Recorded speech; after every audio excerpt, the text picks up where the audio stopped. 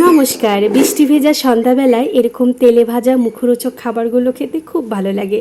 তো আমি কী দিয়ে বানালাম, কিভাবে বানালাম সবটাই আপনাদের সঙ্গে শেয়ার করব। তাহলে চলুন।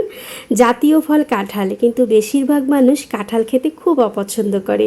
আর তাদের যদি এইভাবে রেসিপি বানিয়ে দেওয়া হয় তাহলে আপনাদের কাঁঠালটাও খাওয়া হবে, কাঁঠালের বিচিটাও খাওয়া হবে। তাহলে চলুন, আমি একটা ব্যাটার দিয়ে 3টা রেসিপির বুদ্ধি আপনাদেরকে দেব। আমি আজ বানাবো কাঁঠালের বড়া, তবে আপনারা চাইলে এই রেসিপি দিয়েও কাঁঠালের রসবড়া বা কাঁঠালের মালপোয়া বানাতে পারেন।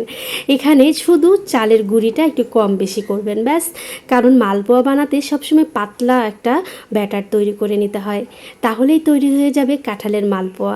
আর রসবড়া বানাতে এই ব্যাটারে শুধু চিনিটা স্কিপ করবেন, আলাদা একটা চিনি সিরাপ করে নেবেন, ব্যাস বড়া ভেজে সেই সিরাপে ঢেলে দেবেন, তৈরি হয়ে যাবে কাঁঠালের রসবড়া। আর আমি যেহেতু বড়া বানাচ্ছি তাই সরাসরি চিনি যোগ করেছি। আমি দিয়েছি 2 কাপ ময়দা, 2 কাপ চালের গুঁড়ো, পরিমাণ মতো চিনি, আর ব্যাটারে ভালো করে মেখে গোল গোল করে ডুবো তেলে ভেজে নিয়েছি।